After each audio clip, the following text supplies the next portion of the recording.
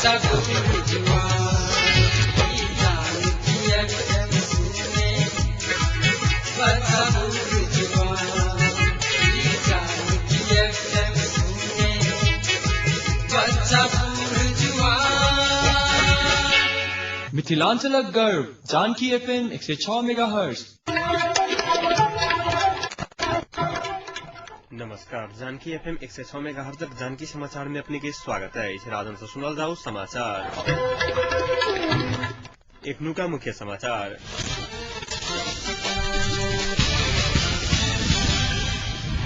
पवन संघाई अपहरण के मुख्य योजनाकार सभासद श्याम सुंदर गुप्ता रहल पुलिस कालक पुष्टि। 4 दिन थुना में राखा अदालत के फैसला। भावी संविधान में व्यवस्थापिका के नाम व्यवस्थापिका संसद राखा के सहमति संवैधानिक साहित्य समिति के निर्णय। लड़ाकू सबक लिए 1,97,5,68,000 रकम निकासा। महतरी में ट्रैक्टर से पिचाकर एक गोटे के आईजान गेल। प्रधानमंत्री डॉक्टर भट्टराय से प्राकृतिक स्रोत साधन लेत स्पष्टीकरण। उद्योग वाणिज्य संघ वर्दी बांस के आंदोलन आई 4 दिन से हो जारी। पूर्व पश्चिम राजमार्ग अवरोध। संवैधानिक समिति भावी संविधान में व्यवस्थापिका के नाम व्यवस्थापिका संसद राखा के सहमति केने आई छ। संविधान सभा सचिवालय सिंहदरबार में आई भोर बैसल बैसार व्यवस्थापिका नाम में सहमति कैम केने सभासद लक्ष्मण लाल कर्ण जानकारी दिलायन। निचका सदन से सदन के नाम प्रतिनिधि सभा राखा के तथा प्रांतीय संसद के नाम प्रदेश सभा राखा के सहमति भेल छल।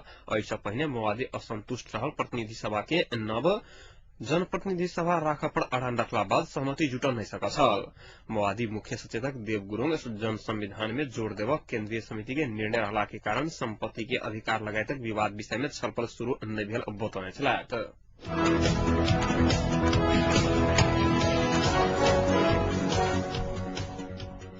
सरकार शिविर में रह के क्रम में मृत्यु भेल लड़ाकू के परिवार स्वैच्छिक अवकाश में जाय चाह वाला लड़ाकू सबक लेल 1,97,5,68,000 रकम निकासा कर के निर्णय केने आई छ। मंत्रिपरिषद आई बैसल बैसार से स्वैच्छिक अवकाश में जाय चाह वाला लड़ाकू के बाट खर्च पहिलका किस्ता आ शिविर में रह के क्रम में मृत्यु भेल लड़ाकू के आफंत के पूरे रकम देवसन। उक्त रकम अर्थ मंत्रालय से शांति मंत्रालय में उपलब्ध करावे के निर्णय केने भौतिक योजना तथा निर्माण मंत्री हृदय त्रिपाठी जानकारी दिलायन। मंत्रिपरिषद बैसार 10 देश के लेल नेपाली राजदूत नियुक्त करे के निर्णय से हो केने आई छ। मंत्री त्रिपाठी के अनुसार परराष्ट्र मंत्रालय के सह सचिव शंकर दास बैरागी के स्विट्जरलैंड, मुक्तिनाथ भट्ट के डेनमार्क, रुद्र कुमार नेपाल के ऑस्ट्रेलिया, भरत राज पौडेल के पाकिस्तान, राममणि पोखरेल बेल्जियम और रवि मोहन सापकोटा के रूस के राजदूत नियुक्त करे के निर्णय केने आई छ। तहिना कामना सिंह लामा के दक्षिण कोरिया, माया कुमारी शर्मा के कतार, पारस घिमिरे के म्यांमार, प्रहलाद कुमार परसाई के इजरायल के लेल नेपाली राजदूत नियुक्त करे के निर्णय मंत्रिपरिषद बैसार से कयल गेल छ। तहिना सरकार सह सचिव में हरिराम कोयराला, अर्जुन बहादुर भारती, दुर्गा प्रसाद भट्टराय, कृष्ण चंद्र पौडेल, तिलक राम शर्मा आ धरणीधर खतिवड़ा के सचिव में बढ़ुआ केने आई छ।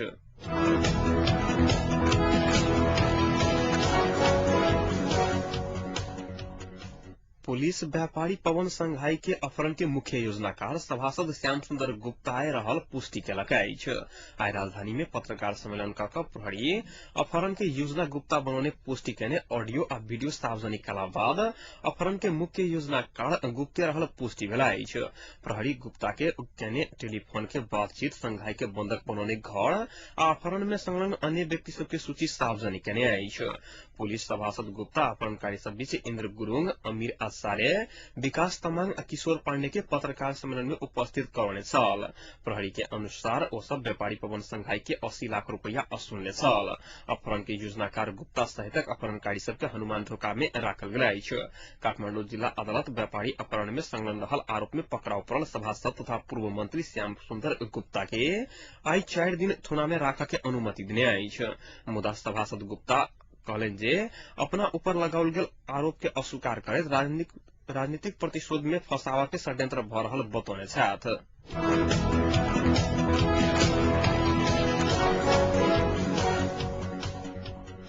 नेपाली कांग्रेसक केन्द्रीय सदस्य सुजाता कोइराला नेपाली कांग्रेस अगाडि नै बढ़ला पर गति लेब नै सकत बतौलिया अछि। रथड़ जिला चंदीगापुर गाविस 2 आ 7 में अवस्थित डाबरी क्षेत्र के पर्यटकीय स्थल के रूप में विकास करे के उद्देश्य से जीपी उद्यान शिलान्यास करैत वो शांति आ संविधान के सवाल में से हो नेपाली कांग्रेस निर्णय नहीं लेब धरि कोनो प्रगति नहीं हैत बतौलिया अछि। एकीकृत माओवादी अपन अनुकूलता के आधार में शांति आ संविधान के आगाड़ी बढ़ावा खोजने आरोप लगबैत नेपाली कांग्रेस ई कार्य रोकला पर लोकतांत्रिक संविधान बनाबे के विश्वास दिलैन। नेपाली कांग्रेसक पूर्व सभापति तथा पूर्व प्रधानमंत्री स्वर्गीय गिरिजा प्रसाद कोइराला के स्मृति में जीपी उद्यान निर्माण कर लागल अछि।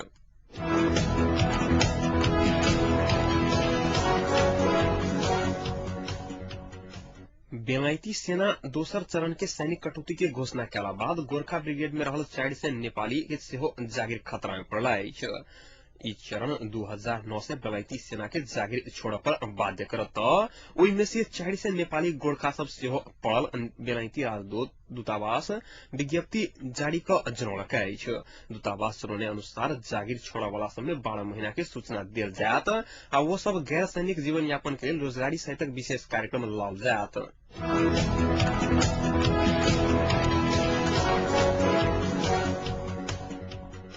जिला में भ रहल अत्याधिक लोड शेडिंग के कारण पत्र पत्रिका प्रकाशन तथा रेडियो संचालन कर समेत कठिनाई भ रहल कहैत नेपाल पत्रकार महासंघ सर्लाही जिला शाखा एक टोली आई मलंगवा जा विद्युत प्राधिकरण शाखा के ध्यान आकर्षण करौलक अछि। महासंघ के जिला शाखा अध्यक्ष रोशन न्यौपाने के नेतृत्व में गेल टोली विद्युत प्राधिकरण शाखा प्रमुख दीपेन्द्र राज द्विवेदी के भेंट क विद्युत चुहावट घटाकर लोड शेडिंग कम कर आग्रह केने अछि। जवाब में शाखा प्रमुख द्विवेदी के प्रहरी प्रशासन तथा नागरिक सब पक्ष के साथ आ सहयोग पौला में 15-20 दिन भीतर में विद्युत चुहावट नियंत्रण क लोड शेडिंग हटावे के बतौने अछि। विद्युत चुहावट होबे वाला जिला सब में पड़ल सर्लाही में केंद्रीय तालिका अनुसार के लोड शेडिंग से थप 4 घंटा लोड शेडिंग भ रहल अछि, जाहि कारण से संचार क्षेत्र सेहो समस्या में पड़ैत आयल अछि।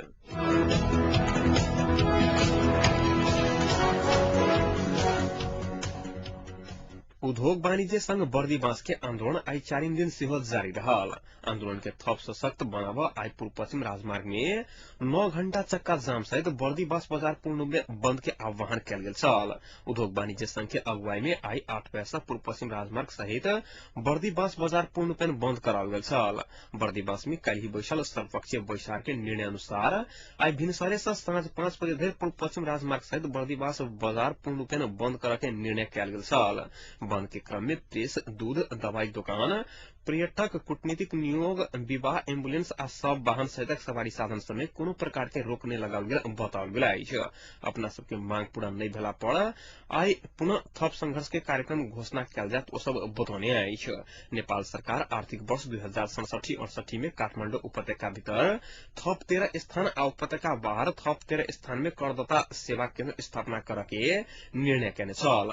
उपत्यका बाहरक 13 स्थान में से एक स्थान बर्दीबांस सेहो रहल छल।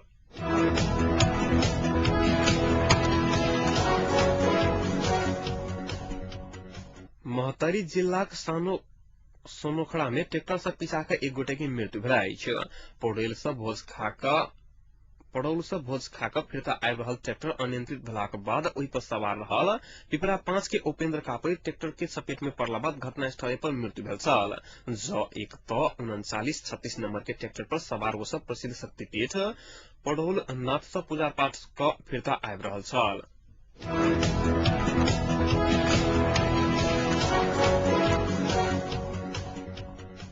संसदक प्राकृतिक स्रोत साधन समिति प्रधानमंत्री डॉक्टर बाबूराम भट्टराई संग स्पष्टीकरण लेवा लगल अछि।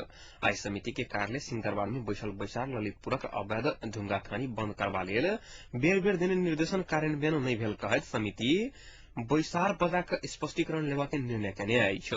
तहिना समिति प्रधानमंत्री सहित वन, वातावरण, स्थानीय विकास, गृह आ अर्थ मंत्रालय के प्रतिनिधि सबके सेहो बैसार में बजावा के निर्णय केने अछि।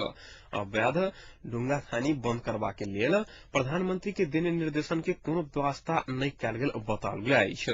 प्रहरी प्रशासन आ जिला विकास समिति मिलजुल कर अवैध रूप में ढुंगा खानी संचालन केने कहैत समिति एहि से पहिले बेर बेर उक्त ढुंगा खानी बंद कराबा के लेल प्रधानमंत्री के निर्देशन दैत आयल छल।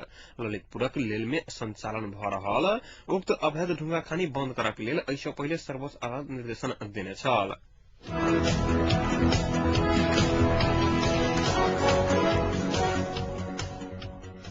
जनयुद्ध के क्रम में कब्जा कैल गेल संपत्ति धनिक मान्यता देवा के सरकारक निर्णय प्रति नेपाली कांग्रेस आ नेकपा एमाले विरोध जनौलक अछि। नेकपा एमाले आ नेपाली कांग्रेस विरोध जनौलाक बाद व्यवस्थापिका संसदक बैसार अवरुद्ध भेल छल। संसदक आजुक बैसार शुरुए में सभामुख समय लक विपक्षी दलक सभासद सब द्वंद्वकाल में भेल तथाकथित जनयुद्ध के क्रम में भेल कोनो भी निर्णय में मान्यता नहीं देवा के बतौने छल। नेपाली कांग्रेसक रामचंद्र पौडेल और नेकपा एमाले के वरिष्ठ नेता माधव कुमार नेपाल माओवादी जनयुद्ध के मान्यता नहीं देने स्मरण करैत फिर्ता नहीं लेबा धरि संसदक बैसार नहीं चला देब बतौला बाद संसदक बैसार शुक्र दिन धरि तक के लेल स्थगित भेल छल। पौडेल सरकारक पछिलका निर्णय शांति आ समझौता आंतरिक संविधान विरोध में भेल बतौने छलैथ। एमाले के नेता नेपाल कहलनि जे माओवादी एक के बाद दोसर निर्णय क रहल अछि, ताहि हेतु जा धरि खारिज नहीं हैत ता धरि संसद नहीं चला सकत। विपक्षी दलक सभासद सब खुल कऽ विरोध जनौलाक बाद सभामुख नेमुआंग संसदक बैसार 6 गते शुक्र दिन 1 बजे धरि तक के लेल स्थगित कयने छल।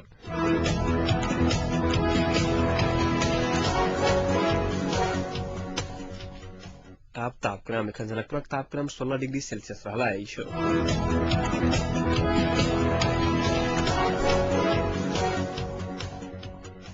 प्रमुख समाचार अंत में एक बेर फेर सँ।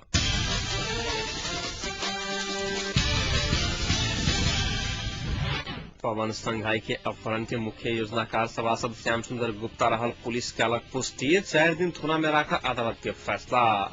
भावी संविधान में व्यवस्थापिका के नाम व्यवस्थापिका संसद राखा के सहमति। संवैधानिक समिति के निर्णय। लड़ाकू सबक लेल 1,97,05,68,000 रकम निकासा।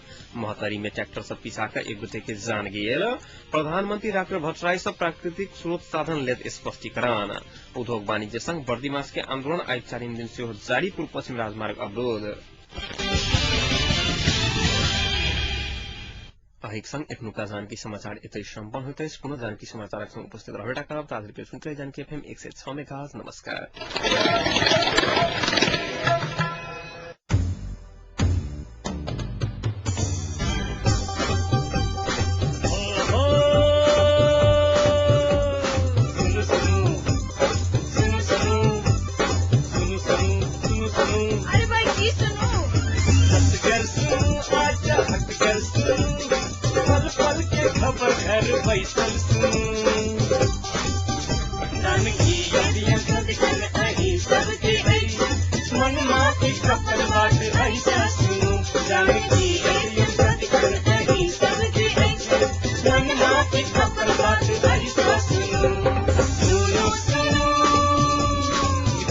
गर्व जानकी एफएम 106 मेगाहर्ट्ज।